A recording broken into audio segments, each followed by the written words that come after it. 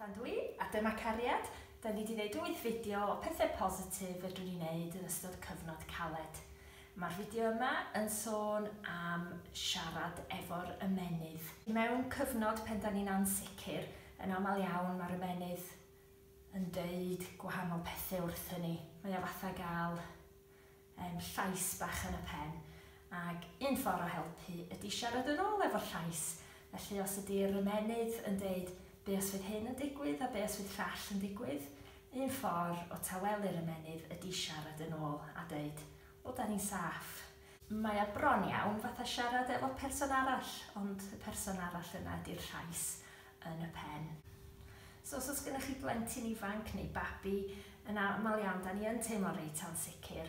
Mae'r ymenydd yn gofyn cwestiynau, o ydw i'n neud digon i edrych ar ôl y babi, ydyn nhw eisiau mwy o llaeth, ydyn nhw angen newid clwt, hyn llall ag arall, ag un ffordd ydy siarad efo'r ymenydd ac deud wrth yn hynny, wel, da ni wedi newid y clwt, mae'r clwt yn lan, da ni wedi bwydo'r babi, falle mae dim ond cysur mae'r babi eisiau. Enwedig os da ni'n deffro'n ganol nos a methu mynd yn ôl i gysgu. Dyna'r adeg pen mae'r meddyliau yn troi yn y pen a mae'n anodd iawn mynd yn ôl i gysgu os nad oes gennym ni rhywbeth arall i ffocysu arno fo. A pan mae gennych chi babis bach, dwi'n siŵr eich bod chi'n deffro'n aml yn y nos. Falle bod eisiau deud, dwi'n mynd i wneud rhywbeth mwyn trio tawelu'r meddwl. Felly mae posib eich gwrando ar cerddoriaeth ymlaciol neu ryw myfyrdod sy'n helpu'r ymenydd canolbwyntio ar lais rhywun arall. Ac un peth sy'n gallu helpu hefyd yn y foment yna ydy canu. Pan da ni'n canu i babi, da ni'n defnyddio'r anadl. Da ni'n anadlu allan, a mae hyn yn helpu'r corff i ymlacio hefyd.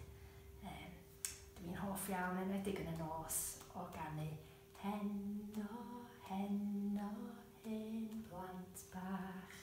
Heno, heno, hen blant bach. Dime, dime, dime, hen blant bach. Dime, dime, dime, hen blant bach. Dyna ni. Mae canolbwyntio ar y geiriau, canolbwyntio ar y canu yn helpu tawelu'r ofnau ac y pryderon sydd gennym ni yn y meddwl, a mae llais y rhiant yn helpu cysur o'r babi ac yn helpu'r babi setlo. Felly siarad efo'r ymenydd i atgoffa'n hunain bod popeth yn iawn.